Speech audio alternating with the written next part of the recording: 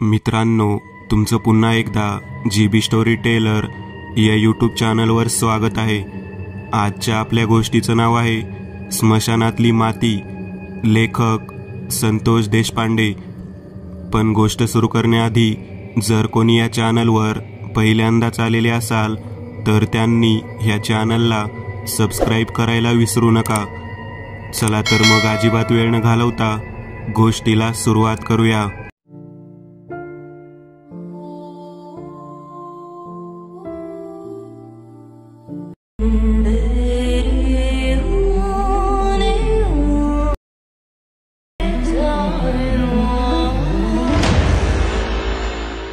लाकडाच्या कंपाऊंडच्या आतमध्ये कित्येक छोट्या छोट्या कुंड्या बनवलेल्या दिसत होत्या।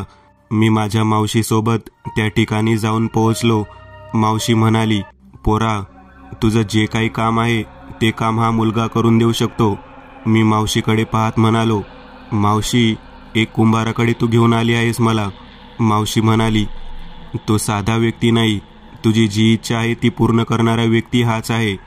मला नेमकं समजत नव्हतं हे आपलं जे काम होतं ते एका मडकी बनवणाऱ्या माणसाकडून होऊ शकतं, आणि ते सुद्धा मावशी सांगते त्या पद्धतीने। मी मावशीला म्हणालो, तू कशा पद्धतीने बोलत आहेस? लेकरा, तो जो समोरचा मुलगा आहे तो साधासुद्धा व्यक्ती नाही, त्याची साधना काय आहे तुला माहीत नाही। मी म्हणालो, चाकावरती मडकं बनवणं, फुलासाठी कुंड्या बनवणे, याशिवाय त्याने काय केलं असणार आहे दुसरं? अरे, तो साधासुद्धा कुंभार नाही, तू याच्याकडे एक रात्र राहा, म्हणजे तुला कळेल की तो काय आहे ते।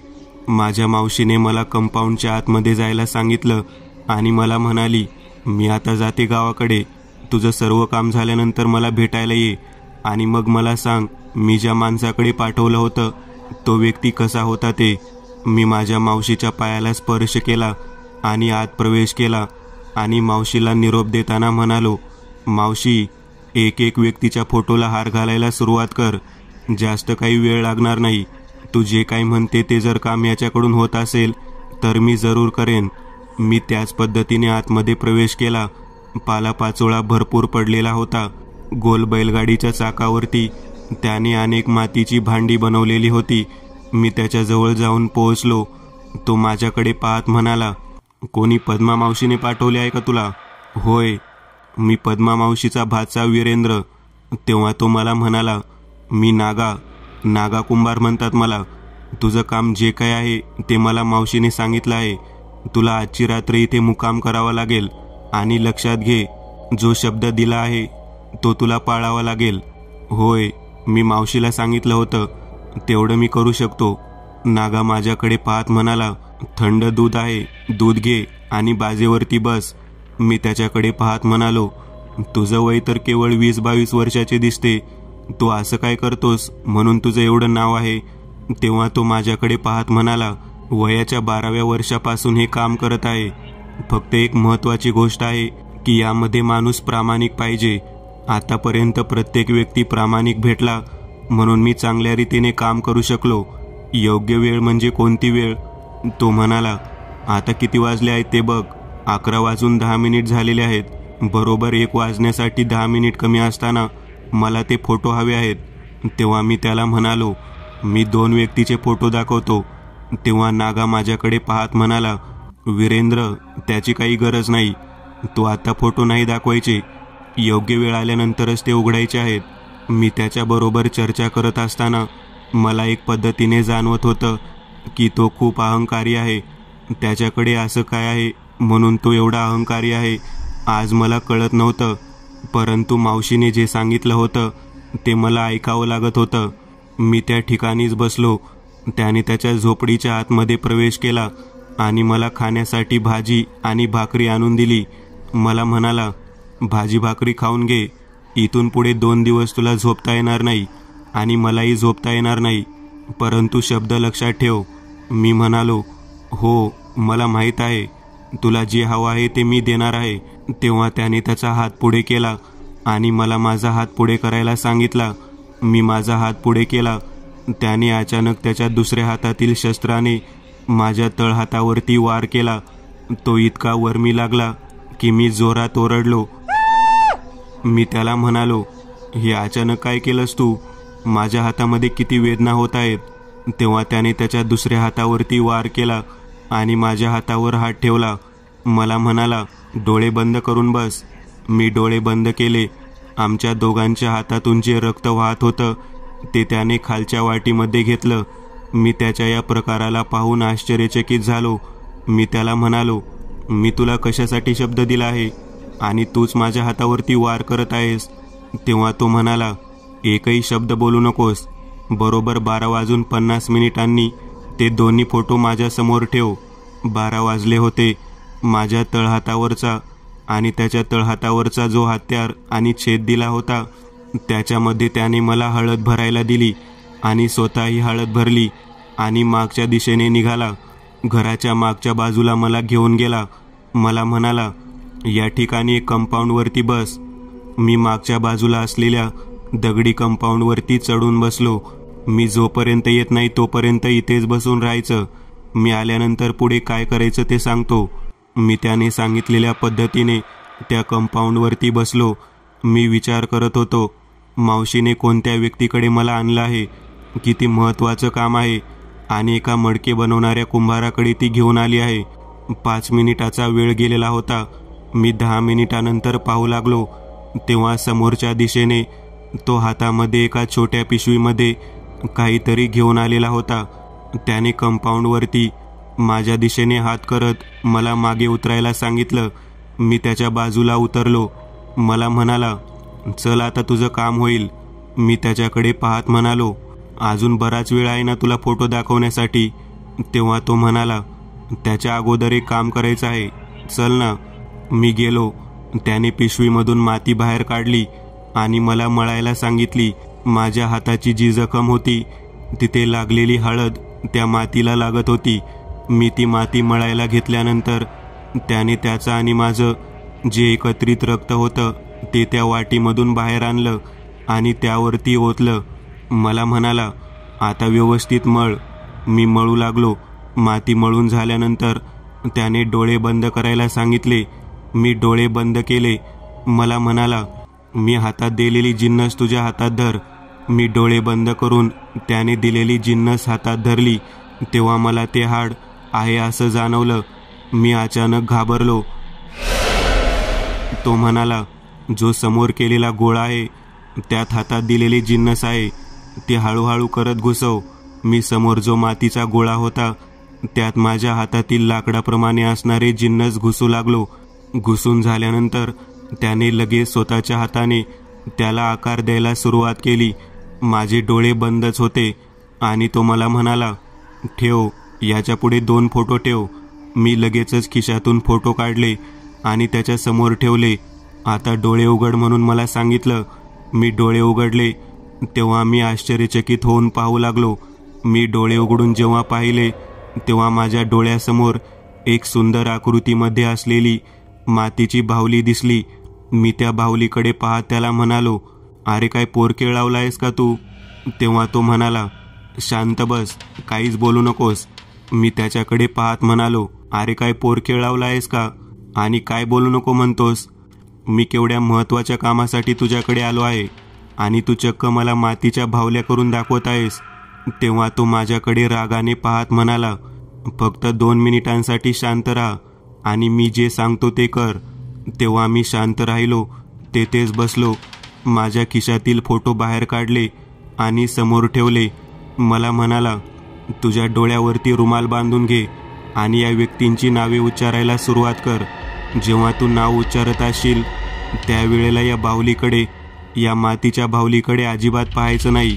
मी म्हणालो, ठीक आहे. त्याने काहीतरी बडबड करायला सुरुवात केली. मी डोळे बंद केल्यानंतर त्या फोटोमधल्या दोन्ही व्यक्तींची नावे उच्चारायला सुरुवात केली. तो माझ्याकडे पाहत म्हणाला, मोठ्याने नाव सांग. मी मोठ्यांदा नाव सांगितले, मंदा आणि ललित. मी दोघांचीही नावं 5-5 वेळा उच्चारली. त्यानंतर त्याने मला डोळे उघडायला सांगितले. मी लगेचच डोळे उघडले. समोर बघतो तर काय, जी मातीची बाहुली होती तिचे डोळे पांढऱ्या शुभ्र रंगामध्ये चमकत होते. त्या बाहुलीने त्या फोटोकडे लक्ष दिले आणि त्या नागाकडे पाहत तिने विकट हास्य केलं. मी हे सर्व पाहून घाबरलो. मी त्याला म्हणालो, हे काय आहे? तो म्हणाला, शांत बस. मी त्या ठिकाणी शांततेने बसून राहिलो. 1 वाजलेला होता. ती बाहुली काही क्षणातच ते दोन्ही फोटो पाहून तेथून स्वतःहून चालत निघून गेली. साधारण 1.5 फुटाची मातीची बनवलेली बाहुली अशा पद्धतीने वागू शकते हे मला समजतच नव्हतं. मला समजलं की खरंच हा वयाने एवढा जरी लहान असला तरी खूप मोठा व्यक्ती आहे. तो माझ्याकडे पाहत म्हणाला, केवळ 1 तासाच्या आत तुझं काम होऊन जाईल, परंतु तुला 3 दिवस येथून हालता येणार नाही. का 3 दिवस हालता येणार नाही? तेव्हा त्याने सांगितले, मी जे काम केलेले आहे ते काम करण्याच्या अगोदर सगळे नियम सांगतो. मी तुला अगोदरच सांगितलं होतं की तुला 3 दिवस येथून हालता येणार नाही, त्यामुळे आता हे काम काही वेळात पूर्ण होईल. मी त्याच्याकडे पाहत म्हणालो, परंतु मावशी तर गावाकडे गेली आहे. ती मला म्हणाली, तुझं काम पूर्ण झाल्यानंतर घरी ये. तेव्हा तो म्हणाला, होय, मावशी तुझी म्हणाली की घरी ये म्हणून, पण लगेच उद्या कुठे म्हणाली? माझ्या डोक्यामध्ये विचार सुरू झाले. अरे पण जर मी त्या ठिकाणी त्यांचा मृत्यू झाल्यानंतर जर मी हजर झालो नाही तर मग सगळ्यांचा संशय माझ्यावरती येईल. तेव्हा तो माझ्याकडे पाहत म्हणाला, तुझ्यावरती संशय येणार ही गोष्ट वेगळी, परंतु जर तू इथून जर निघून गेलास तर मग तू जिवंत राहणार नाहीस हे लक्षात ठेव. मी चांगलाच घाबरलो. अरे पण मी जर त्या ठिकाणी गेलो नाही तर माझ्यावर संशय, लोक मीच ते कृत्य केलं आहे असे समजतील, मला जेलमध्ये जावे लागेल. तेव्हा नागा कुंभार माझ्याकडे पाहत म्हणाला, तुला जेलमध्ये जावं लागणार नाही आणि तुझ्यावरती संशय पण येणार नाही. मी त्याला म्हणालो, अरे तेवढी सोपी गोष्ट नाही. ललित आणि मंदा या दोघांचा सर्वात मोठा शत्रू कोण आहे? तर मी आहे. तुला माहीत नाही त्या दोघांनी काय केलं आहे ते. तेव्हा तो माझ्याकडे पाहत म्हणाला, मला माहितीही करून घ्यायची नाही. तू जी गोष्ट मला द्यायची कबूल केली आहे ती गोष्ट तुला द्यावी लागेल, परंतु नियमामध्ये तुला इथे 3 दिवस थांबावेच लागेल. ठीक आहे, मी 3 दिवस थांबतो, परंतु माझ्यावर संशय येणार नाही आणि मला जेलमध्ये जावं लागणार नाही असं काहीतरी कर. तेव्हा तो म्हणाला, ती गोष्ट करण्यासाठी तुला दुसरी गोष्ट द्यावी लागेल. अरे असं कसं काय बोलतोस तू? तेव्हा तो म्हणाला, जे ठरलं आहे ते ठरलं आहे. मी एका कामासाठी एक गोष्ट मागितली, आता दुसऱ्या कामासाठी दुसरी गोष्ट मागत आहे. आता तुला काय हवं आहे? पहिली गोष्ट मी तुला द्यायची कबूल केली आहे, ती माझ्या सर्वात जवळची गोष्ट आहे. तेव्हा तो म्हणाला, दुसरी सुद्धा गोष्ट तुझ्या जवळचीच आहे, त्यामुळे तुला ती द्यावी लागेल. तेव्हा मी त्याला म्हणालो, कोणती गोष्ट आहे? वेळ आल्यावर सांगतो, आता तुझं काम महत्त्वाचं आहे. काही क्षणात ती एक 1.5 फुटाची मातीची बाहुली रक्तामध्ये माखून परत आलेली होती. मी ते पाहून घाबरलो. तो मला म्हणाला, तुझं काम झालं आहे बघ. ललित आणि मंदा दोघेही जण या जगातून निरोप घेऊन निघून गेलेले आहेत. तेव्हा मी त्याला म्हणालो, हे कशावरून खरं धरायचं? तेव्हा तो म्हणाला, अरे चालती बोलती बाहुली पाहून सुद्धा तू संशय घेतोयस. तेव्हा मी त्याला म्हणालो, अरे नाही, मी तुझ्यावर संशय घेत नाही, परंतु आता 3 दिवस इथे थांबायचं आणि माझ्यावर संशय येणार नाही असं काहीतरी करायचं. मग नेमकं करायचं तरी काय? तेव्हा तो म्हणाला, तुझा तळहात हातात दे. त्याने माझ्या तळहातावर स्वतःचा हात ठेवला आणि म्हणाला, तू असाच उठून झोपडीमध्ये चल आणि बाजेवरती झोप. हातात हात घेऊन मी झोपडीमध्ये गेलो आणि बाजेवरती झोपलो. त्याने माझ्या अंगावरती कापडं टाकलं आणि मला म्हणाला, काही क्षणात तुझ्या डोळ्यासमोर सगळं काही दृश्य येईल. कशा पद्धतीने ललित आणि मंदा यांचा घात झाला ते तुला सगळं काही दिसेल. मी म्हणालो, या ठिकाणी झोपून मला हे सगळं दिसणार? तेव्हा तो म्हणाला, होय. मी डोळे मिटले. त्याने माझ्या अंगावरती कापडं टाकलं. मी डोळे मिटून पाहू लागलो. तेव्हा ती विचित्र बाहुली ज्या वेगामध्ये येथून त्या ठिकाणापर्यंत गेली होती ते मला सगळं दिसत होतं. झाडाच्या वरच्या बाजूला ती बाहुली जाऊन लटकली होती. बरोबर 5 मिनिटांमध्ये तिने बाहेर अंगणामध्ये झोपलेल्या ललित आणि मंदाकडे पाहिलं आणि वरून तिच्या हातामध्ये एक अणकुचीदार टोकदार हाड घेतलं आणि वरूनच उडी मारत तिने त्या दोघांच्या गळ्यामध्ये ते खुपसलं. ते हाड पाहिल्यानंतर मी आश्चर्यचकित झालो, कारण ते हाड मीच त्या बाहुलीच्या मातीमध्ये खुपसलेलं होतं, तिच्या गळ्यामध्ये खुपसलेलं होतं. बापरे, आपल्या हाताचे ठसे तर त्याच्यावरती नसतील ना, असा माझ्या मनात विचार येऊ लागला. तेव्हा माझ्या हातात हात धरलेला नागा मला म्हणाला, कोणावर संशय घेऊ नकोस. तुला कळालं ना कसं काम केलं ते? हो कळालं, परंतु माझ्यावर संशय येणार नाही असं काहीतरी करणार म्हणाला होतास ना. थांब, तुला कळेल काय करणार आहे ते. परंतु याची तुला दुसरी गोष्ट द्यावी लागेल हे लक्षात ठेव. हो देतो म्हणाल्यानंतर तो म्हणाला, मी तुला काय मागणार आहे हे तुला माहीत आहे का? तेव्हा मी म्हणालो, माझ्या जीवापेक्षा मोठी गोष्ट कोणतीच नाही आणि मी जर वाचणार असेल तर ती गोष्ट मी तुला द्यायला तयार आहे. तेव्हा तो म्हणाला, आता तुझा हात जो माझ्या हातात आहे तो तसाच राहू दे. हे कापड उघड आणि माझ्याकडे पहा. मला त्याने डोळ्यामध्ये पाहायला सांगितलं. मी त्याच्या डोळ्यामध्ये पाहू लागलो. आता तो मला म्हणाला, तू इथेच राहणार आहे. तुझ्या जागी मी त्या ठिकाणी पोहोचणार आहे.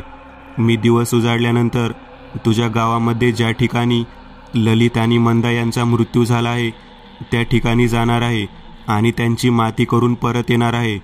तू माझ्या जागी जाणार म्हणजे? तेव्हा तो म्हणाला, मी आल्यानंतर तुला सगळं काही सांगेन. मला तो काय बोलतोय ते कळत नव्हतं, परंतु मला हे माहीत होतं तो माझं काम नक्कीच करणार. मला तिसऱ्या दिवशी घरी जायचं होतं. मी त्याच्या बोलण्यावरती विश्वास ठेवून त्याला त्या ठिकाणी जाण्यासाठी सांगितलं. त्याने माझ्या डोळ्यामध्ये पाहत असताना माझ्या डोळ्यासमोर एक घड्याळ दाखवलं. ते घड्याळ 6:30 वाजलेले होते. मी त्यानंतर त्या जागी झोपी गेलो. मी जेव्हा जागा झालो तेव्हा तो परत आलेला होता.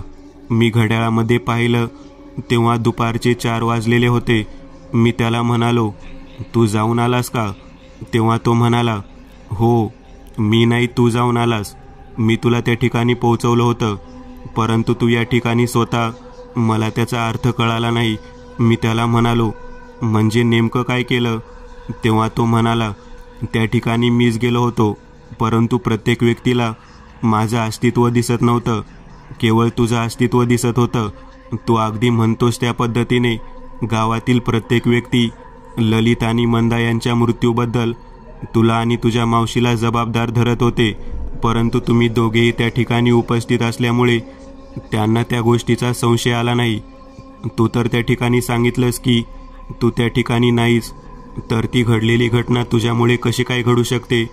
परंतु त्यांचा जो काही मृत्यू झाला आहे त्याबद्दल गावातल्या लोकांना तुझ्याबद्दल संशय मात्र आहे. आता तो संशय दूर करणारा व्यक्ती मी ठरलेलो आहे. मी त्या ठिकाणी जाऊन हात जोडून सगळ्यांना सांगितलं की त्या दोघांच्या मृत्यूला मी कारणीभूत नाही, म्हणजेच तू कारणीभूत नाही. मी त्याला म्हणालो, मला समजलं नाही, तुला गावातल्या लोकांनी मी आहे असं कसं काय समजलं? तेव्हा तो म्हणाला, तू आरशामध्ये चेहरा बघ. मी आरशामध्ये चेहरा पाहिला तेव्हा मी हादरलो, कारण माझा संपूर्ण चेहरा नागा कुंभारासारखा झाला होता. त्यानंतर त्याने मला त्याचा चेहरा आरशामध्ये दाखवला तेव्हा मी हादरलो, कारण माझा चेहरा त्याचा चेहरा झालेला होता. नागा कुंभार याचे अस्तित्व माझ्यासारखे दिसत होते. तो माझ्याकडे पाहत म्हणाला, आता लक्षात ठेव, तू जी गोष्ट बोलली आहेस ती तुला पूर्ण करायची आहे. 3ऱ्या दिवसानंतर तुला या ठिकाणाहून मी बाहेर काढेल. मी त्या गोष्टीला तयार झालो. त्याने मला सांगितले की हे जे काय आहे ते सर्वच्या सर्व आपल्या दोघांमध्येच असणार आहे आणि तिसरी व्यक्ती म्हणजे तुझी मावशी. जर तुझी मावशी या ठिकाणी तुला घेऊन आली नसती तर तुझ्या मनातील इच्छा त्या लोकांना मारण्याची कामना पूर्ण झाली नसती. परंतु मला एक गोष्ट समजली नाही, तू त्यांना मारण्यासाठी एवढी मोठी किंमत का मोजलीस? मी त्याला सांगू लागलो, मंदा व ललित हे दोघेही जण माझे शेजारी. मंदा माझ्या बहिणीची मैत्रीण आणि ललित तिचा भाऊ. या दोन्ही व्यक्तींनी माझ्या बहिणीच्या आयुष्याची राखरांगोळी केली. माझ्या बहिणीला ज्या भयानक पद्धतीने त्यांनी त्रास दिला तो त्रास मी कधीही पाहू शकत नाही. माझी बहीण हट्टी होती, परंतु या दोघांनी तिच्या चेष्टा मस्करीतल्या गोष्टीला एवढं मनामध्ये धरलं की माझ्या बहिणीला त्यांनी बाहेर शहरात नेऊन विकलं. तिच्याकडून चुकीचं कृत्य करायला सुरुवात केली. हे ऐकल्यानंतर नागा माझ्याकडे पाहू लागला. तो म्हणाला, काय बोलत आहेस तू? एवढं सगळं माहीत असून तू गप्प बसलास? तेव्हा मी म्हणालो, त्यांनी जे काही केलं ते सगळं काही संमोहन विद्येतून केलं. माझ्या बहिणीला ते संमोहित करत होते आणि संमोहन करून ते त्यांच्यासोबत शहरामध्ये घेऊन जात होते. कॉलेजच्या ट्युशनच्या निमित्ताने माझी बहीण त्यांच्यासोबत जात होती. सकाळी 9ला गेलेली बहीण संध्याकाळी 6 वाजता येत होती. परंतु ती कोणत्याही प्रकारची ट्युशन किंवा शाळा करत नव्हती. ती केवळ मंदाच्या डोळ्यामध्ये डोळे घालून संमोहित होऊन ललितसोबत, त्याच्या ओळखीच्या लोकांसोबत हॉटेलवरती वासनेचा खेळ खेळत होती. माझ्या बहिणीची ही हालत त्यांनी इतक्या भयानक पद्धतीने केली की मी ही गोष्ट ओळखायला चुकलो. बऱ्याच दिवसानंतर जेव्हा मला मोबाईलवरती माझ्या बहिणीची क्लिप दिसली तेव्हा मी प्रचंड घाबरलो. आपल्या बहिणीच्या बाबतीत असं काही घडलं आहे आणि आपल्याला माहीत नाही. या गोष्टीमुळे मी प्रचंड घाबरलो. तेव्हा मी ठरवलं की माझ्या बहिणीच्या या अवस्थेला जो कोणी कारणीभूत आहे त्याला या जगात ठेवायचंच नाही. माझ्या मावशीला सुद्धा ही गोष्ट कळून चुकली होती. माझ्या मावशीने त्या गोष्टीचा थांगपत्ता लावला. तेव्हा नागा म्हणाला, होय, तुझी मावशीच माझ्याकडे आली होती. तुझ्या बहिणीचा रुमाल घेऊन तुझ्या बहिणीचा रुमाल माझ्यासमोर आणून टाकला आणि मी तो पाहिल्यानंतरच सांगितलं की ही मुलगी संमोहित आहे. तेव्हा तुझी मावशी म्हणाली, ज्याने कोणी माझ्या भाचीची अशी अवस्था केली आहे त्यांना चांगलं शासन शिकवायचं आहे. तेव्हा मी तुझ्या मावशीला सांगितलं की तिच्या रक्तातला तिचा भाऊ किंवा बहीण जर कोणी असेल तर त्याला इथे घेऊन ये. तेव्हा मी त्याच्याकडे पाहत म्हणालो, अरे पण मला पहिली गोष्ट समजली की तू काय मागणार आहेस, परंतु दुसरी गोष्ट समजली नाही. तेव्हा नागा माझ्याकडे पाहत म्हणाला, दोन्ही गोष्टी तुझ्या फायद्याच्याच आहेत. लक्षात ठेव, तुझं यात काहीच नुकसान होणार नाही. आजही तुझी बहीण ज्या पद्धतीने त्या लोकांच्या इशाऱ्यावरती नाचत होती तो सर्वच्या सर्व खेळ बंद करून टाकला आहे. त्यात तुझ्या बहिणीची काही चूक नव्हती हे तुला सुद्धा माहीत आहे आणि मला सुद्धा माहीत आहे. परंतु ज्यांनी हे कृत्य केलं त्यांची मात्र चूक होती. त्यांच्या केलेल्या कृत्याची शिक्षा तुझ्या इच्छेखातीर मी त्यांना दिलेली आहे. आता राहिला प्रश्न मला हव्या असलेल्या दोन्ही गोष्टींचा. एक तर तुला माहीत आहे, दुसरी गोष्ट तुला मी नंतर सांगेन. तेव्हा मी त्याच्याकडे पाहत म्हणालो, मला माहीत आहे तू एक जी गोष्ट मागितली आहे ती मी माझ्या जीवावर उदार होऊन देत आहे, परंतु दुसरी कोणती गोष्ट ती नाही कळाली. तेव्हा नागा माझ्याकडे पाहत म्हणाला, योग्य वेळ आल्यावर सांगतो म्हटलं ना. तिसऱ्या दिवसानंतर जेव्हा तू येथून निघून जाताना माझ्या हातात हात देशील त्यावेळेला मी तुला ती गोष्ट सांगेन. तेव्हा मी म्हणालो, हे जे काही तू केलेस याला काय म्हणायचे, ती कोणती विद्या आहे. तेव्हा त्याने मला सांगायला सुरुवात केली. तो म्हणाला, प्रत्येक माणसाचं तत्व हे अखेर मातीमध्ये मिसळून जाते. तंत्रसाधनेतून मातीमध्ये मिश्रित झालेल्या प्रेतात्म्याला जर आपण काही क्षणाकरता जिवंत करण्याचं जर सुख दिलं तर तो प्रेतात्मा अतिशय आनंदित होतो आणि तेच कार्य मी या स्मशानातल्या मातीतून करत आहे. तेव्हा मी त्याला म्हणालो, म्हणजे नेमकं काय करतोस. तेव्हा तो म्हणाला, ज्या ठिकाणी लोकांना पुरलं जातं त्या ठिकाणी त्यांच्या हाडांची जी स्थिती असते ती मी ओळखतो आणि तेथील माती घेऊन येतो. त्या मातीला स्पर्श करून माझ्या मंत्रसाधनेतून त्या मातीपासून बाहुली बनवतो आणि त्या प्रेताचे आवाहन करून त्याला बोलवतो. पुण्यवान व्यक्तीचे जर काम असेल आणि त्या निष्पाप व्यक्तीचा जर कोणी छळ केला असेल तर आत्मा त्याला शिक्षा देतो. आणि तुझ्या कार्यामध्ये मंदा आणि ललित या दोघांनी तुझ्या गरीब बहिणीचा छळ केला होता आणि त्यामुळेच मी ते कार्य करायला तयार झालो. तुझ्या मावशीने मला जेव्हा सांगितलं तेव्हा मी त्या कार्यासाठी तयार झालो. मी त्याच्याकडे पाहत म्हणालो, मला एक गोष्ट समजली नाही. माझ्या बहिणीला ज्या पद्धतीने त्या दोघांनी त्रास दिला तो त्रास पाहून तिच्यासोबत कोणीही संसार करू शकणार नाही ही गोष्ट मला माहीत होती. तरीसुद्धा तू माझ्या बहिणीला का मागितले. तेव्हा नागा म्हणाला, शरीराने तुझी बहीण पूर्णतः तुझ्या दृष्टिकोनातून नाचलेली होती, परंतु ती संपूर्ण क्रिया संमोहन विद्येमध्ये झाल्यामुळे त्या संमोहित विद्येत मंदा स्वतः तिला तसं वागवत होती. जो काही वासनेचा आनंद होता तो तुझ्या बहिणीला मिळत होता, तो संपूर्ण मंदाला मिळत होता. तो तुझ्या बहिणीला मिळत नव्हता, तो संपूर्ण मंदाला मिळत होता. तुझ्या बहिणीचा त्यात काहीच दोष नव्हता. लक्षात घे, तुझ्या बहिणीला ज्या पद्धतीने त्यांनी वापरून घेतलं ते बाहेरच्या दृष्टिकोनातून सर्वतः तुझ्या बहिणीला वेश्या ठरवण्यापर्यंत ठीक होतं, परंतु अंतरिम तांत्रिक शक्तीच्या दृष्टिकोनातून असं काहीच घडलं नाही, हे लक्षात ठेव. म्हणूनच मी तुझ्या बहिणीबरोबर संसार करायचं ठरवलं. मी त्याच्या या गोष्टीला ऐकल्यानंतर त्याच्यासमोर हात जोडले आणि त्याला म्हणालो, तू जे काही केलंस ते खूप भयंकर आणि भयानक आहे. माझ्या बहिणीला मृत्यूशिवाय कोणतीच गोष्ट प्रिय राहिलेली नाही, कारण तिने जेव्हा तिचा तो व्हिडिओ पाहिला तेव्हा 2 वेळा आत्महत्येचा प्रयत्न केला. परंतु मी तिला सांगितलं की तुझ्या गोष्टीचा बदला घेतल्याशिवाय तू जीव द्यायचा नाही. आता माझी बहीण मावशीच्या घरी आहे. मी त्या ठिकाणी गेल्यानंतर ती तिचा जीव देणार आहे. परंतु मावशीने सांगितलं की तू माझ्या बहिणीला स्वीकारायला तयार आहेस म्हटल्यानंतर तिचा जीव आता जाणार नाही.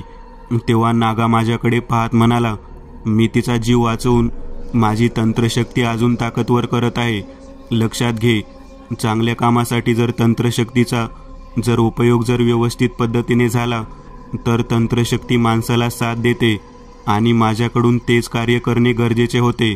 माझं आणि त्याचं बोलणं झालं होतं. मी निवांत विश्रांती घेतली. 3रा दिवस उजाडला होता. आता मला त्याच्याकडून निरोप घेऊन जायचं होतं. त्याने माझ्याकडे पाहत स्मित हास्य केलं.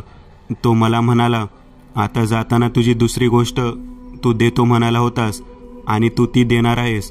मी त्याला म्हणालो, तुला काय हवं आहे? तेव्हा तो मला म्हणाला, तुझ्या बहिणीच्या पोटामध्ये जे लहान मूल वाढलेलं आहे आणि ते जे जन्माला आलेलं आहे ते लहान मूल मला हवं आहे. मी त्याचा सांभाळ करणार आहे.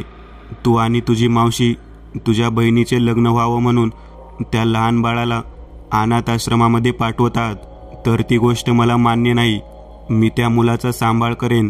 नकळत का होईना तुझ्या बहिणीच्या रक्तातून जन्माला आलेला ते बाळ आहे. लक्षात ठेव, ज्याला ईश्वराने जन्माला घातला आहे त्याचा जीव आणि त्याचा सांभाळ हिरावून घेण्याचा अधिकार कोणालाच नाही. मी त्याच्यापुढे हात जोडून रडू लागलो. मी म्हणालो, अरे नागा, तू किती मोठा व्यक्ती आहेस. तुझं वय जरी एवढं कमी असलं तरी तू माझ्या बहिणीसाठी एवढं मोठं काही करायला तयार झालास. तेव्हा तो म्हणाला, वयाच्या 12व्या वर्षापासून हे मी शिकलो. याच्या मागचं कारण सुद्धा तेच आहे आणि ते संपूर्ण कारण तुझ्या मावशीला माहीत आहे. चल, तुझ्या मावशीकडे जायची वेळ झाली. मी त्याच्यासोबत माझ्या मावशीच्या घराकडे जाण्यासाठी निघालो. 3रा दिवस सोडून लोक आलेले होते. मंदा आणि ललित दोघेजण त्यांच्या कर्मामुळे या जगाला सोडून गेलेले होते आणि माझ्या बहिणीच्या शरीरावर झालेल्या अत्याचाराला न्याय देणारा नागा माझ्यासोबत माझ्या मावशीच्या घरी आला होता. माझ्या बहिणीला त्याने जवळून पाहिलं. त्याने ते लहान मूल आपल्या हातात घेतलं आणि मावशीकडे पाहत म्हणाला, मावशी, तूच मला या पद्धतीने कित्येक वर्षापूर्वी सांभाळलं होतंस ना. त्या सर्व गोष्टीची आता परतफेड करण्याची वेळ आली आहे. तुझ्या जीवापेक्षा प्रिय असणाऱ्या तुझ्या भाचीला मी पत्नी म्हणून स्वीकारत आहे आणि तुला त्या लहान मुलाची चिंता होती ना, त्याला मी माझं लेकरू म्हणून स्वीकारत आहे. माझ्या मावशीने त्याच्या डोक्यावरून हात फिरवला आणि म्हणाली, लेकरा, आयुष्यात मी तुझ्यावर जे संस्कार केले होते ते अगदी योग्य पद्धतीने उपयुक्त ठरले. असाच मोठा हो. मी त्याच्याकडे पाहत म्हणालो, तू एक महान व्यक्ती आहेस. तुझ्याकडची जी तांत्रिक विद्या आहे तू त्याचा उपयोग खूप चांगल्या पद्धतीने केलास. मला तुझा अभिमान आहे. मला एक गोष्ट समजली नाही, स्मशानामधली माती घेऊन जर कोणी वागू लागलं तर जगामध्ये त्याचा वाईट उपयोग होऊ शकतो. तेव्हा तो माझ्याकडे पाहत म्हणाला, स्मशानातली माती घेऊन अशा पद्धतीने भावली करून कोणी कोणाचा चुकून जरी निष्पाप व्यक्तीचा जीव घेतला तर त्या व्यक्तीचा जीव 3ऱ्या दिवशी जातो. तुला माहीत आहे का, मी 3ऱ्या दिवसापर्यंत तुला तिथे का थांबवले? कारण मला कारण जाणून घ्यायचं होतं की खरं बोलतो का खोटं बोलतो ते. आणि तू दिलेली गोष्ट मला तू नको म्हणाला असता तर मग मात्र तुझा जीव गेला असता. कारण त्या विद्येमधला नियम आहे, आपण जी गोष्ट बोललो आहे ती गोष्ट करायची आणि मागे हटायचं नाही. आणि या सर्व गोष्टीमध्ये तू अगदी तंतोतंत खरा ठरला. जर तू चुकीच्या गोष्टीने एखाद्या गरीब व्यक्तीचा किंवा निष्पाप व्यक्तीचा जीव घेण्यासाठी ह्या विद्येचा वापर केला असतास तर तुझा जीव 3ऱ्या दिवशी दिवस उजडायच्या आत गेला असता. स्मशानातली माती साधी नाही, ही प्रत्येकाला न्याय देतेच. मित्रांनो, आज पुरतं एवढंच. तुम्हाला जर काही गोष्ट आवडली असेल तर नक्की लाईक करा तुमच्यापैकी बरेचसे जण व्हिडिओ लाईक न करताच पळून जातात, पण हा जर व्हिडिओ तुम्ही लाईक केला तर मला जरा बरं वाटेल आणि असेच भारी भारी व्हिडिओ बनवायची माझ्यात एनर्जी येईल. त्यामुळे नक्की लाईक करा आणि अजूनही कोणी या चॅनलला सबस्क्राईब केलेलं नसाल तर लगेच सबस्क्राईब करून टाका आणि बाजूची घंटी ती मात्र दाबायला विसरू नका. देवाची घंटी आहे ती. चला तर मग पुन्हा भेटूया अशीच एक आगळी वेगळी गोष्ट घेऊन पुढच्या